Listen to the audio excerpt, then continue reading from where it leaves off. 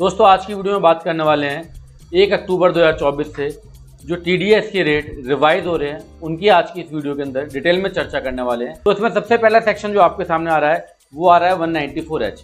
मैंने in section को उसी सीक्वेंस में लगाया है जिस सीक्वेंस में अकाउंटेंट को ज़्यादा नीड होती है। जैसे कि 194H और एक 194D भी है जो कि इंश्योरेंस कमीशन की बात करता है, पर 194H और D में दोनों में अंतर क्या है? H के अंदर कोई भी इंडिविजुअल अगर किसी को कमीशन पेमेंट कर रहा है तो उसको टीडीएस काटना है। कब? 15,000 से ज़्यादा अगर आप कमीशन का या ब्रोकरेज का किसी को पेमेंट कर रहे हो तो आपको टीडीएस काटना होता है।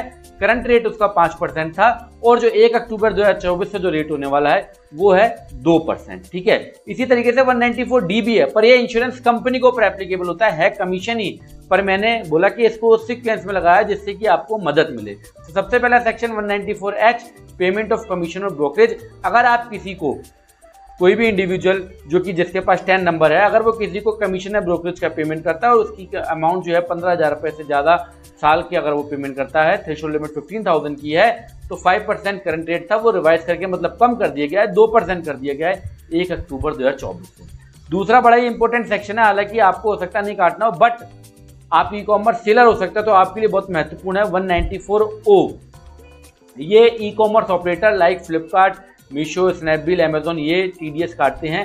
कब काटते हैं? अगर आप 5 लाख से ज़्यादा ये किसी को पेमेंट करते हैं। कब पेमेंट करते हैं? मान लो इनके प्लेटफॉर्म पे आपने कोई भी गुड्स को सेल करा और ये आपको पेमेंट कर रहे हैं, आपने जो गुड्स सेल करा था उसके बिहाफ पे, तो 5 लाख रुपए की इसकी लिमिट होती है। बट जनरली देखने में ये आया है कि कोई भी ई कॉमर्स ऑपरेटर शुरुआत से टीडीएस काटना चालू कर देता है। तो अभी तक ये टीडीएस का अमाउंट 1% था और अब इसको बहुत कम कर दिया गया है, 0.1% कर दिया गया 1 अक्टूबर 2024 से।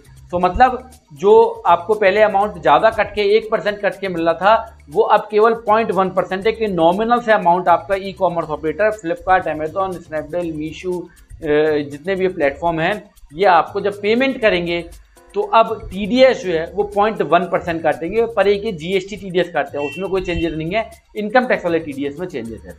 194IA बहुत ही महत्वपूर्ण सेक्शन है अगर आप कोई इमूवेबल प्रॉपर्टी को बाय करते हो।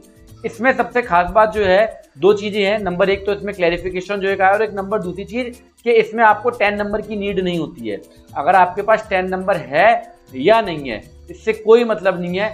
अगर आपने कोई भी इमूवेबल प्रॉपर्टी 50 लाख से ज़्यादा की परचेज की है 1 नंबर में और उसको आप पेमेंट कर रहे हो, जिसने आपको प्रॉपर्टी सेल करा है, सेलर को जब आप पेमेंट कर रहे हो तो आपको 1% टीडीएस उसका काटना होता है, जो कि अभी भी 1% रहेगा।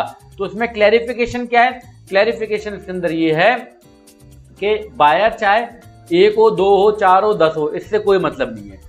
बायर, क्योंकि कई बार क्या होता था कि मान लो 50-60 लाख की प्रॉपर्टी है तो 2 बायर होगा, 30-30 लाख रुपए होगा, सब टीडीएस नहीं काटना। तो उसमें एक क्लैरिफिकेशन आ गया है कि अगर जो इमूवेबल प्रॉपर्टी की जो प्राइसिंग है, जो ट्रांजेक्शन हो रहा है, जो उसकी जो प्राइसिंग है अगर 50 लाख से ज़्यादा की है तो बायर चाहे 1 हो चाहे 10 हो उससे कोई मतलब नहीं है, टीडीएस तो काटना ही पड़ेगा। कितना? 1% के हिसाब से। तो 2 चीज़ें ध्यान रखनी है, यहाँ पे 10 नंबर की नीड नहीं होती। नंबर दूसरा क्लैरिफिकेशन ये है कि बायर कितने भी हो। चौथा इंपोर्टेंट सेक्शन 194IB, ये भी बहुत ही इंपॉर्टेंट है क्योंकि इसमें भी आपके पास 10 नंबर हो या नहीं हो, कोई भी इंडिविजुअल अगर 50,000 से ज़्यादा का अगर रेंट का पेमेंट करता है, कोई भी इंडिविजुअल अगर 50,000 से ज़्यादा का रेंट का पेमेंट करता है पर मंथ का, कब का? पर मंथ का, तो उसको 194IB के अंदर टीडीएस को काटना होता है, जिसका रेट अभी 5% था, उसको अब घटा के 2% कर दिया गया 1 अक्टूबर 2024। ठीक है भैया, तो ये चारों सेक्शन आई होप आपको समझ में आ गए होंगे जो कि ज़्यादा इंपॉर्टेंट थे। पहला 15,000 रुपये लिमिट है 194H कमीशन और ब्रोकेज का, अगर आप पेमेंट करते हो तो उसका रेट कम करके 2% कर दिया है। दूसरा, ई कॉमर्स ऑपरेटर आपका टीडीएस काटेगा, बट आपके लिए इंपॉर्टेंट इसलिए होता है क्योंकि आप ई कॉमर्स सेलर की अकाउंटिंग हो सकता है कर रहे हो, तो वहाँ पे अब 1% की जगह 0.1% जो है आपका टीडीएस काटेगा ई कॉमर्स ऑपरेटर। तीसरा सेक्शन 194I जिसमें क्लैरिफिकेशन आया है कि नंबर ऑफ बायर कितने भी हो टीडीएस 1% काटना है अगर 50 लाख से ज़्यादा की प्रॉपर्टी को आप बाय कर रहे हो तो। चौथा, 50,000 से ज़्यादा अगर आप मंथली पेमेंट करते हो तो 194IB के अंदर जो टीडीएस काटना है वो 5 की जगह 2% काटना है।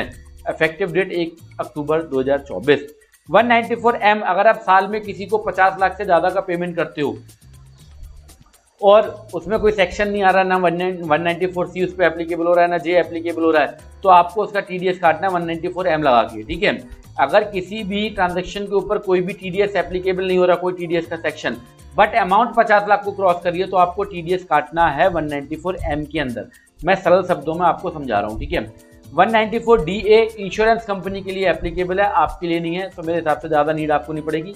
रिवाइज कर दिया गया, रेट 5 की जगह 2% कर दिया गया, सभी में रेट कहीं ना कहीं कम ही करेगा यहाँ, ठीक है। 194G commission on sale of lottery tickets, तो ये भी मेरे हिसाब से अकाउंटेंट के बहुत ज़्यादा काम का सेक्शन नहीं आएगा, 5 की जगह 2% कर दिया गया है। अगर आपको कमीशन मिलती है लॉटरी की टिकट वगैरह सेल आप करते हो तो उसमें जो है 5% की जगह 2% TDS काटा जाएगा। 194D अगेन इंश्योरेंस कंपनी के ऊपर एप्लीकेबल होता है और यहाँ पे भी रेट जो है रिवाइज करके 5 की जगह 2% कर दी गया, जो कि 1 अप्रैल 2025 से लागू होगा, लास्ट वाला 194D।